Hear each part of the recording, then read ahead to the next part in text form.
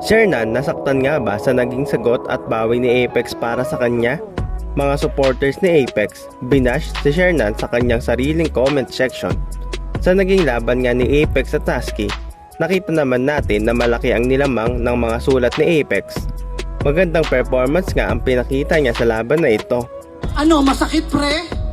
Ganyan din ako nung pinaalis eh. Si Enigma, paano mo na uto? Yung hentai kamen, takin na kinonsinto yung hentai kamen, ako po. Yung kabaduyan neto, sagad hanggang buto. Biruin nyo sa labas, bawal yung nakahubad. Tapos sa liga, pwede yung nakahubo. Tapos, anong sinasabi nung magdadrama ako sa flip-top anib? Sabi nyo ng kakampi mong Dalmatian. Bakit naman ako magdadrama doon? Hindi naman ako squatter tulad ni Shernan. Bumawi na. At makikita rin naman natin na halatang pinaghandaan niya ang battle na ito. Dahil na lang din para ipagtanggol niya ang kanyang sarili laban sa mga sinabi ni Shernan at Husky. Sa liga, nag-costume ng pang-ispakol. Ang hilig mo talaga sa aircon, malandi ka. Tong teacher's pet, bibigyan ko ng lecture ang mape-pressure masahista. Nagsama ka ba ng Dalmatian? Mukha kayo mga baklang nakadroga. Sobrang sip-sip yung chikinini ni Enigma, parang marka ng Bentosa. Aba, nakakabilib.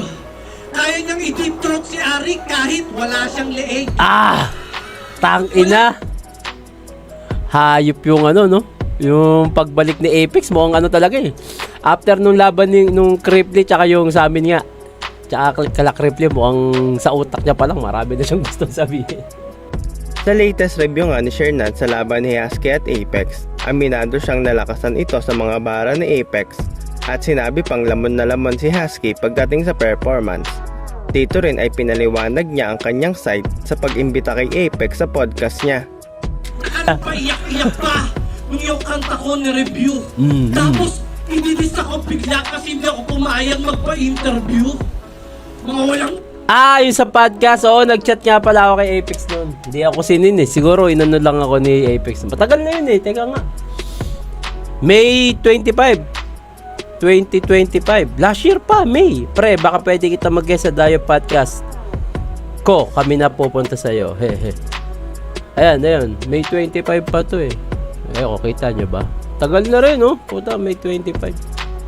Tumira niyo pa ako ni Gani sa round 3. Sarap mong sipain malakali round 3. Paano maniniwala sa'yo ang dami mong video nasa mukha? Meron kang panty.